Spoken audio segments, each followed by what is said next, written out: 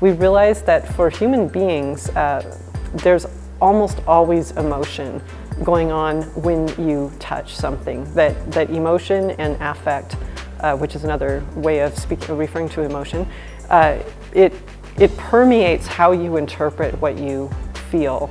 And if you try and design or understand human touch without the lens of emotion, you'll be missing a lot. And so we really got focused on this platform of using a robot model to simulate human-animal interaction and then trying to use that to study emotional touch.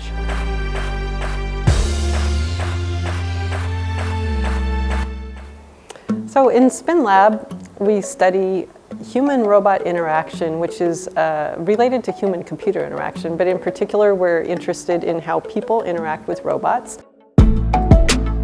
The special approach that we take in Spin Lab is that we look at the touch part of the interaction. So unlike most people who are doing HRI or human-robot interaction, we're interested in what goes on when you physically touch a robot and how the robot should respond to that kind of interaction. So as you move your hand, you get the visualization showing. We're particularly interested in something we call affective robotics or affective HRI, which means we're looking not just at functional interactions, but also emotional interactions and how you would actually convey and understand emotion through these kinds of touches of a robot. There's also a haptic actuator, which creates a sensation of heartbeat. So if you touch the robot, you'll be able to feel its heartbeat. And the breathing is the movement of this ribcage. There's lots of reasons why we might want to study physical human-robot interaction and affective HRI. One is because we're curious about it. We just want to know how it works. If you try and study physical touch in human beings, human to human, or even in human to animals, it's actually really hard to study. You can't get inside the other human or the animal, like if you're studying how people interact with a dog or a cat. You can't get inside their brain. And you also can't control them very well. And if you ever tried to train a cat, it doesn't really do what you tell it to.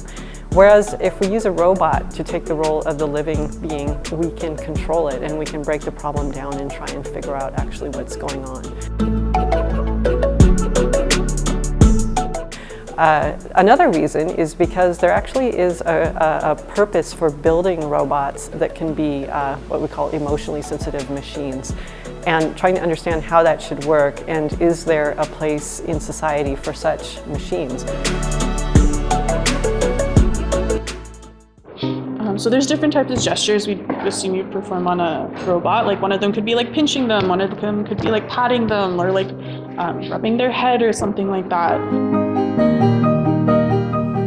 There's specifically validated social gestures that we try to have the machine learning algorithm detect. And we've gone through many iterations of this sensor. You can see like the graveyard of just sensors throughout. And these are all different kind of like prototypes and iterations and things like that. A lot of times we're working in a lab in relatively controlled situations, and we have to make a judgment call about how well these simulated and sometimes contrived situations resemble what people would do in natural environments in their own world. And so the problem if you actually do the research out in the wild is that you can't control conditions, and a lot of times you don't really know what's going on. And so this balance between controlled lab studies and uncontrolled in the wild studies, we try and do both. So I look at it in a controlled, very contrived way, and then I try and look at the same problem from a very uncontrolled way and see if I get consistent results in each case. And if I do, then this gives me greater confidence that what I'm looking at is real. Currently, my toolkit is quite diverse. I do a variety of things. As you can see, like I have these electronic circuit that is built up here. So we built a bunch of these electronic circuits to either sense participants' state during the studies that we run, or to design robots like this and to provide them a brain in a way that they can sense and process the signals that we are using.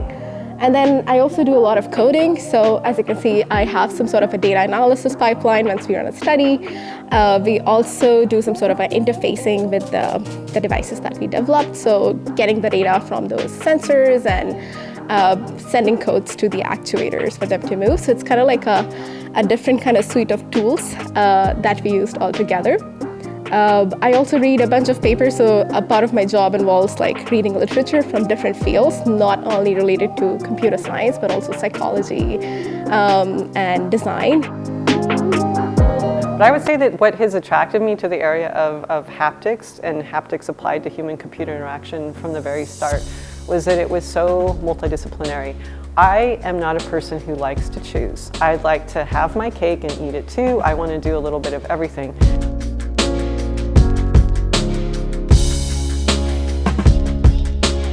What I love about what we do here in the lab is that there's a lot of technical aspects to it. There's some very, very hard technical problems relating all the way from building and engineering physical things to machine learning and understanding, making models of human behavior and using those in our responsive models. There's serious computational challenges that go on, but also we have to do psychology, and we have to understand psychology models and then try and bring those back to what we're doing here. And it's very creative. We have to come up with really crazy ideas for how to solve some of these problems.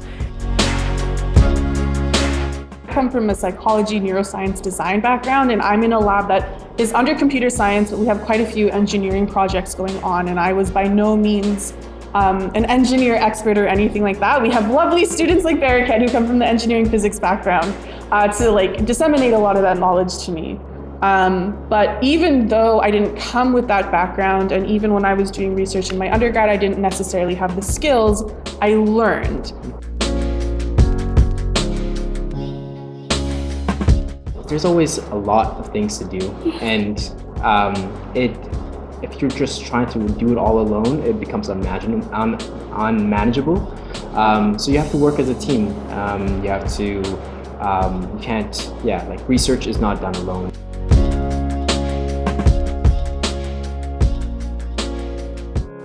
When I started my undergrad, I was convinced that I wanted to do zero research because my conception was that research was for people who are interested in yucky theory, and that industry was for people that were interested in getting stuff done. Throughout the course of my undergrad, I did several internships as a software developer, and what I found was that while nominally, yes, I was helping with some very big, very fancy projects, I felt like I was very constrained in exactly what my role was, because that was the most efficient way to do things.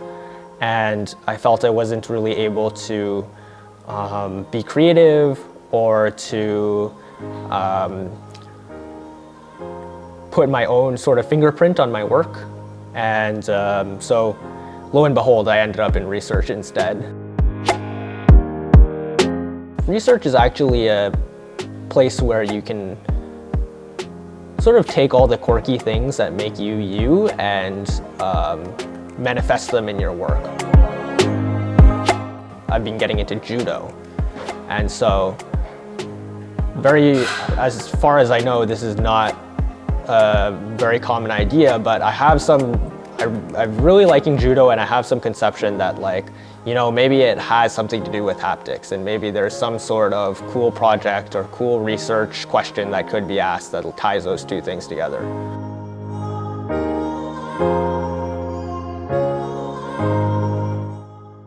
We get inspired by working with people in all different domains. We work with videographers and musicians and artists and people in the medical fields and doctors and physicians who are working with patients that might be able to benefit from our technology.